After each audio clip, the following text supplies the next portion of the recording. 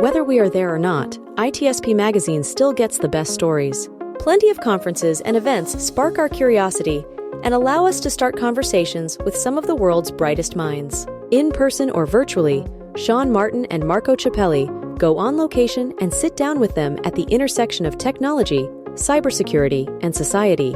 Together, we discover what the synergy of these three elements means for the future of humanity.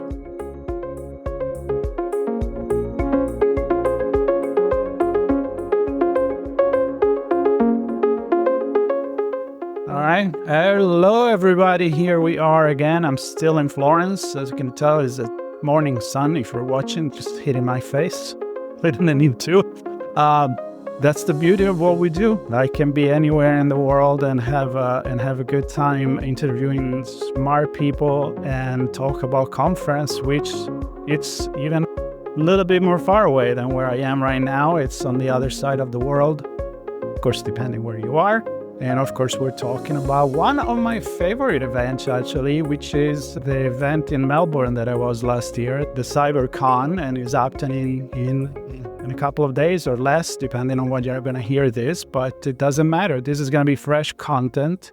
And I honestly think it's going to be a fascinating conversation, very much in line with the thing that I talked about on my podcast, Redefining Society and Technology, because technology touches everything we do. We don't even know about it. And so cybersecurity is attached to that, and it touches your food. It looks like it. And anything else that you go and shop at the grocery store and shop around. And I think we got a taste of that when something big happen in the world, like a pandemic or some really big breaches or wars or fears and so of that, and everything is connected. So this is about the coverage with Sean Martin and Marco Ciappelli. Of course, Sean is not here because the time zone is not on his favor, and it works for me and for Amberley Brady, which is right here from all the way from Sydney, and she will be speaking in Melbourne during the event. So welcome to the show. Thank you so much for having me, Marco. It's a pleasure to be on the show today. Well, it is a pleasure. It would have been even more a pleasure being there for me, but it didn't happen. But again, technology is allowing us to be close, to meet new people like me and you, and to meet people that I actually met in person last year, like JJ. That was the first episode for this coverage. So let's introduce Amberley to myself and my audience. We spoke a little bit before. So who are you, what you do, and what do you talk about specifically at the event? So I guess I've got a bit of a different pathway into the cyber world. I haven't necessarily started out in tech. So I studied law and I've worked in policy. But my main sort of passion has always been around food and supply of food to myself and other people, and for our farming community. I'm really passionate about that. So following on from 2019 in COVID, where we saw things running out on the shelf, I was actually quite worried that what would happen for the rest of our community if this kept happening. And I know a lot of people were worried about it, Marco. Like, I don't know what it was like in Italy per se, but it was pretty bad in Australia. We really did suffer. And I know that for me, it stayed in my mind, and it was always really heavy thinking what would happen if this happened again. So with that in mind, we would then see fluctuating pricing in our supermarket stores from week to week. And I couldn't understand. And I would see little notes down there saying, oh, there's a drought currently. Tomato prices are twice the price, 3 times the price, week on week. And I couldn't understand why it was changing so rapidly. And I wanted to see that we would look after that sort of sector better. And I also wondered why we didn't have a commodity sort of based approach to our food pricing. So why don't we have a system where we can see how much things cost? Why is it not live pricing? How much was my farmers being paid? And to see where my food was coming from, that was a real interesting journey that I was sort of committed to going on. And through some cybersecurity skills that I picked up and my genuine, inquisitive nature, I went out and I built Real Food Price. cyber.com.au, and I started tracking pricing. And I started tracking pricing because I really wanted to know the answer, Marco. That's really the response. No one else was doing it. And I thought, I'm going to build this system, see how I go, give it a crack, doing it on my own, and see what I get. So that's what I did. I love it. It's what I call the hacker mentality. We're talking about cybersecurity.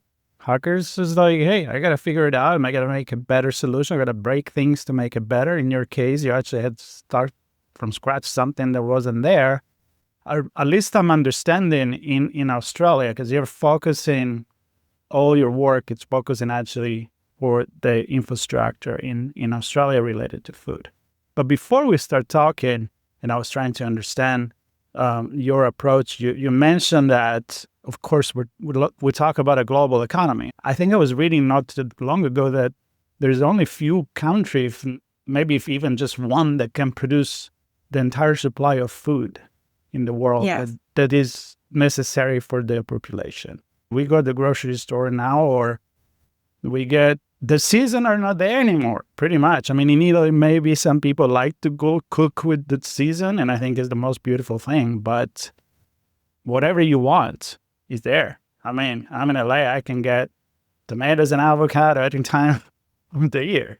So that everything is connected.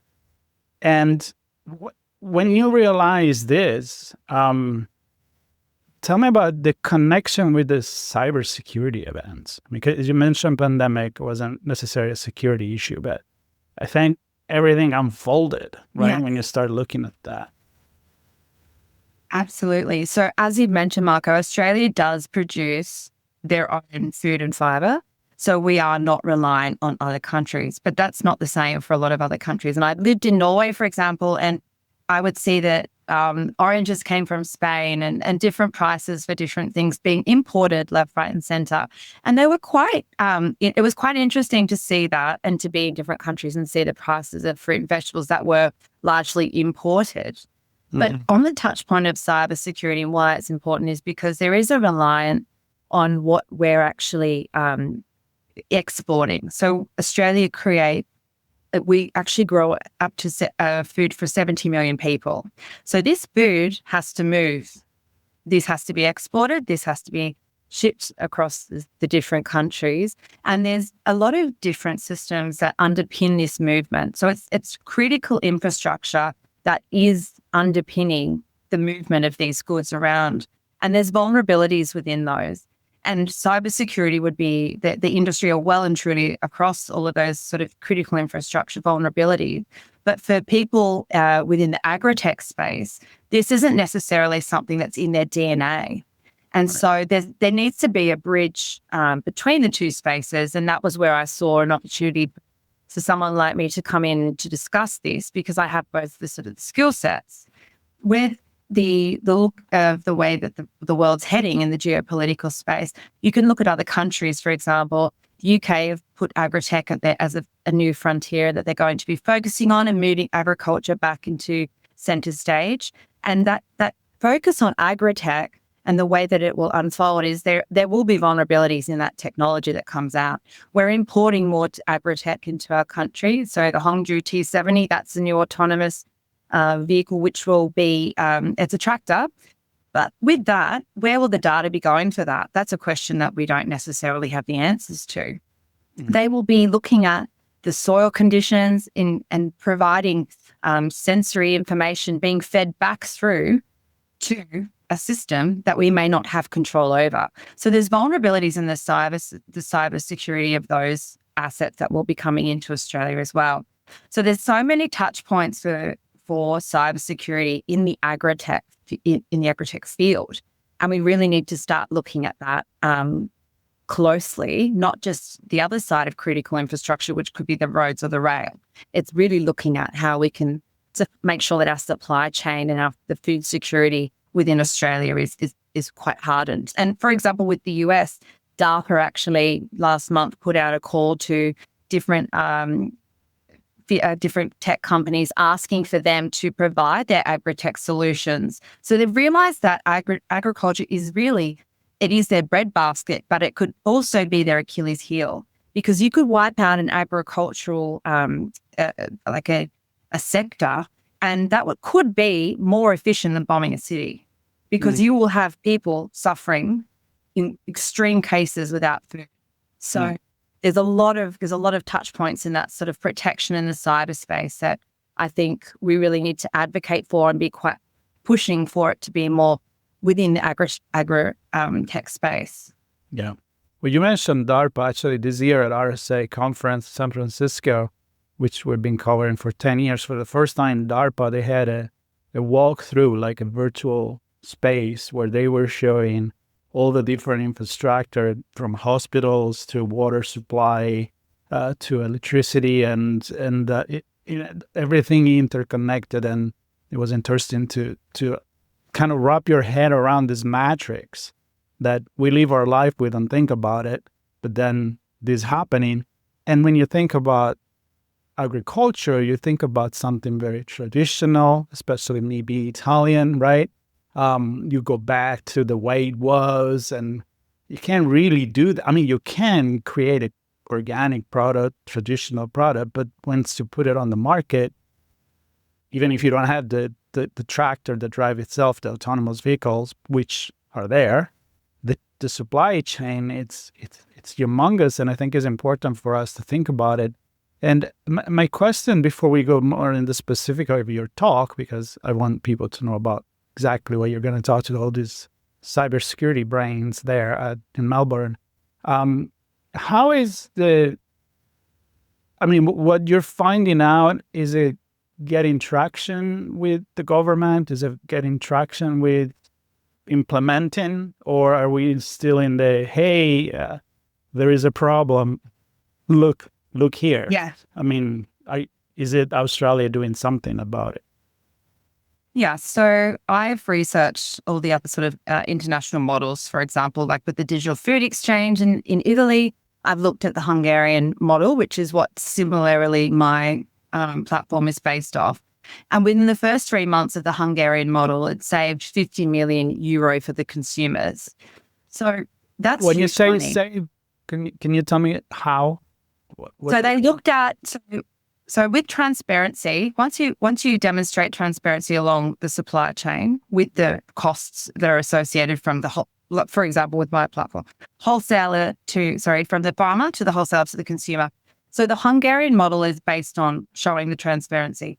And it noted that there were price drops in the items that were listed on their platform.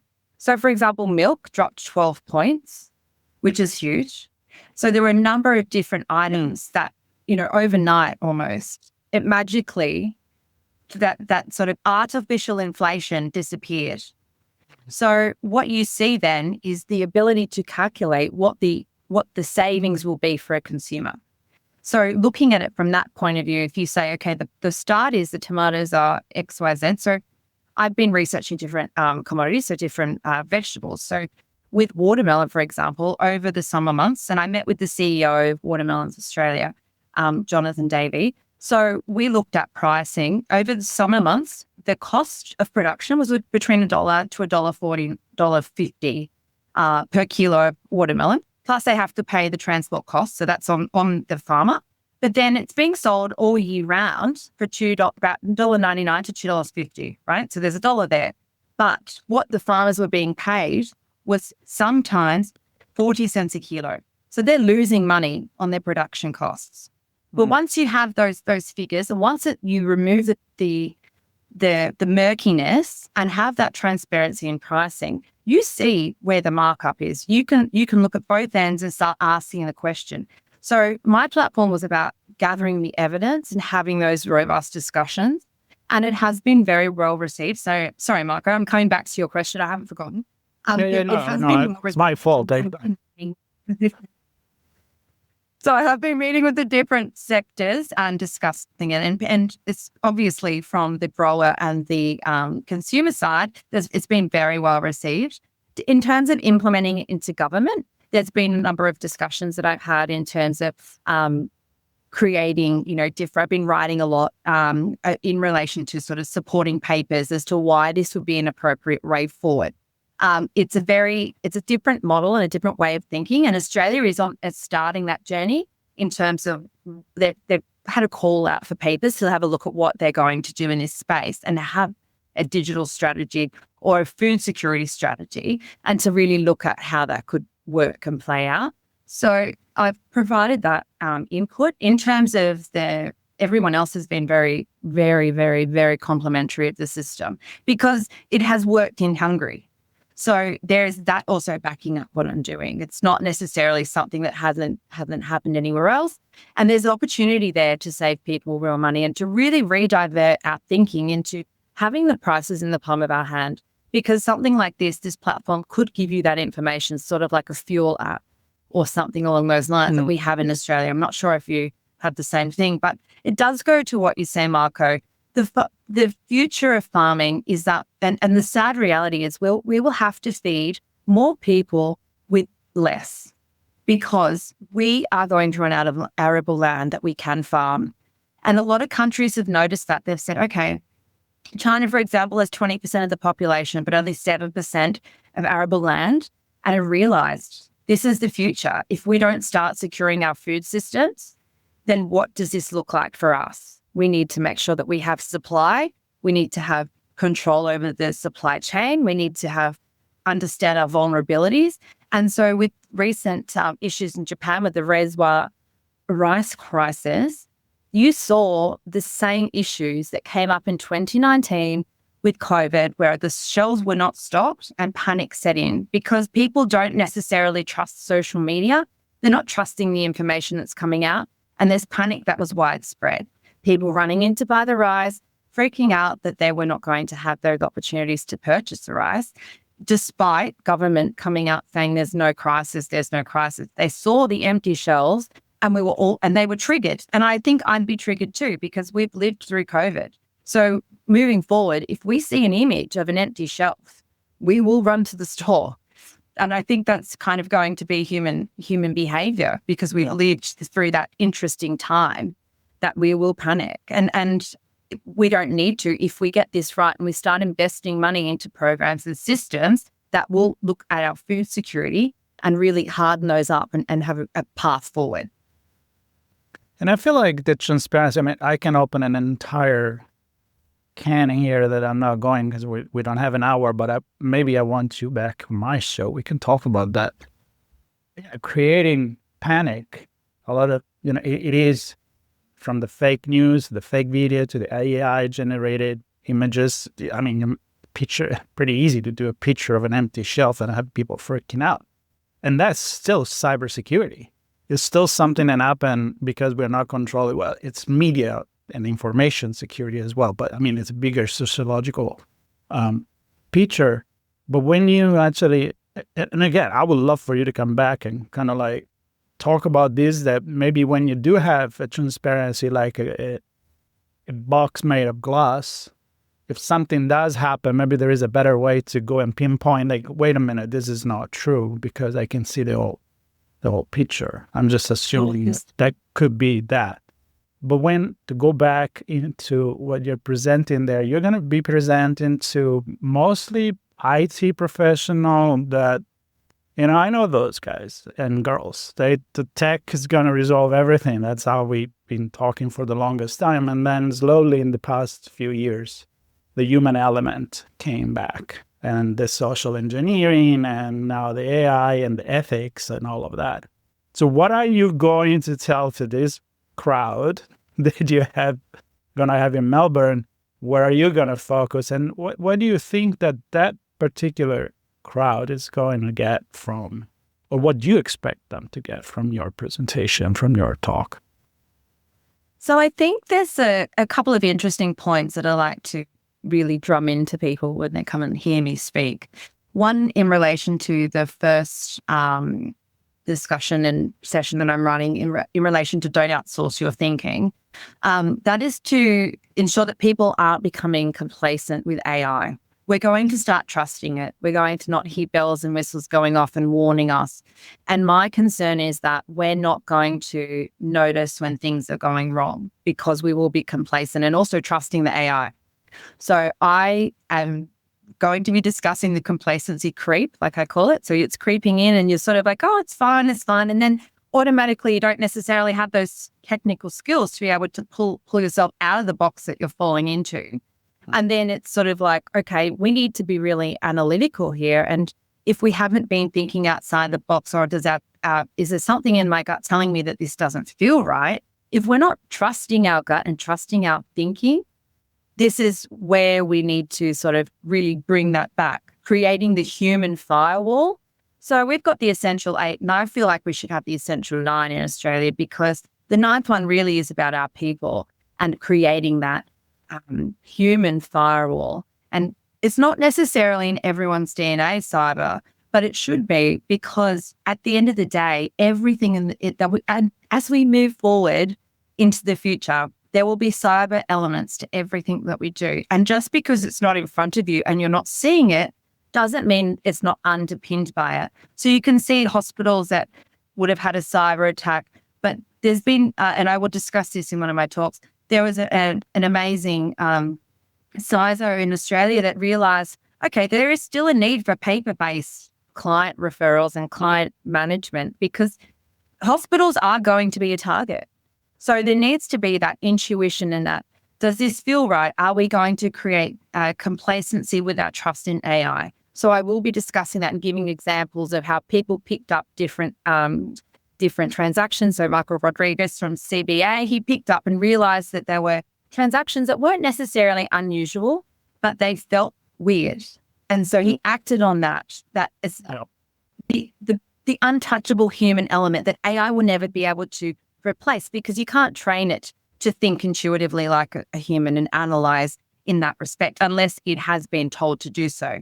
So I do discuss that. And then also on top of it, as we've already touched on, I will be discussing food security and how the different sort of models of different countries and success stories, and the reason that we really need to take this for front and center of cyber. And I realize that this is a new area, and I'm conscious that this is going to bring up lots of questions, and I hope that it does, because for me, it's imperative. Everyone has to eat.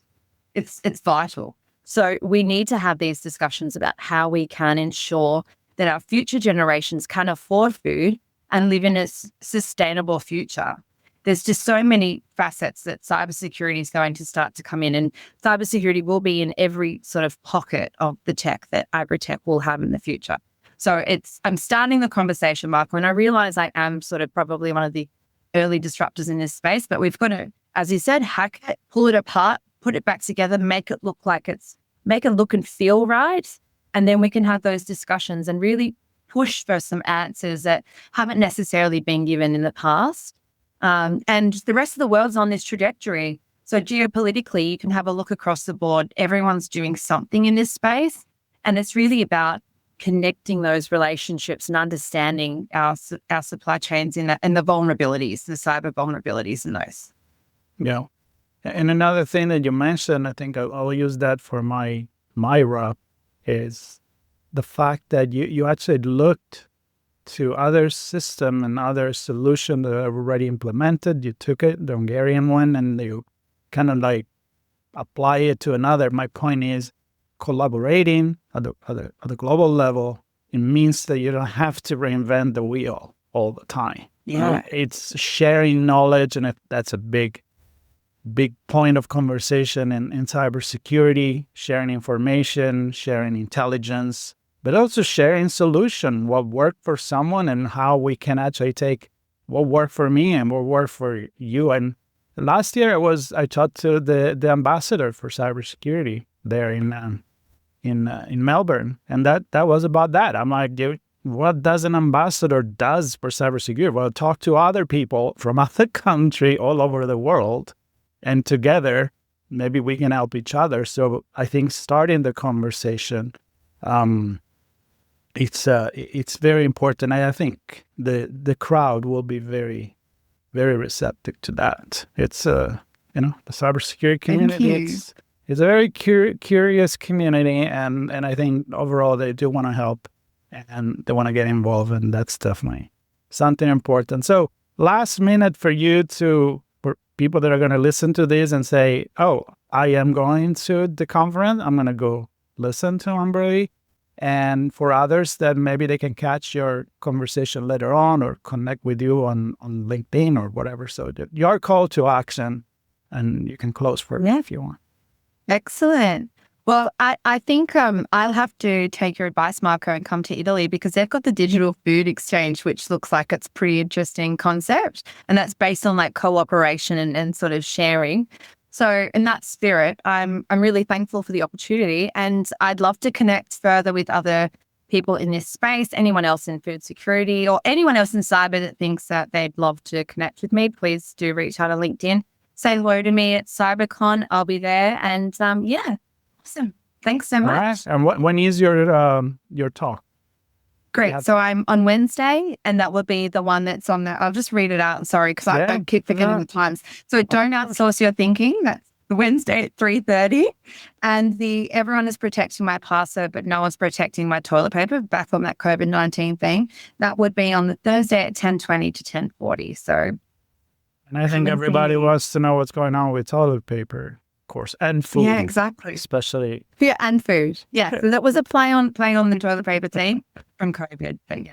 All right. So the last thing, this is a coverage for Transform to Evolve, which is kind of like the theme, CyberCon Melbourne, Australian Cyber Conference. And that is happening right now, 15th, 17th of October at the Melbourne Convention and Exhibition Center, which is awesome. I really enjoyed it my stay in there. For everybody listening, stay tuned. We'll have more conversation, actually, even with the organizer, probably post-event to see how things went and look back and look for maybe next year what the plan is. So stay tuned with On Location with Sean Martin and Marco Ciappelli. And Amberley, thank you so much. I really enjoyed these conversations. Could stay in touch, and if you wish, come back on my other show. We can talk for a lot longer. So. Good. Too. Thanks, Marco. Okay. See you later. Bye. Thank you, everybody. Take care.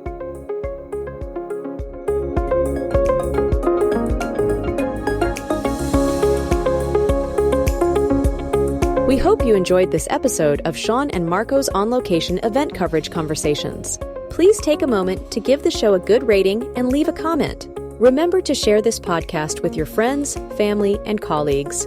Come back for more conversations and follow Sean Martin and Marco Ciappelli as they continue their journey toward redefining cybersecurity and society.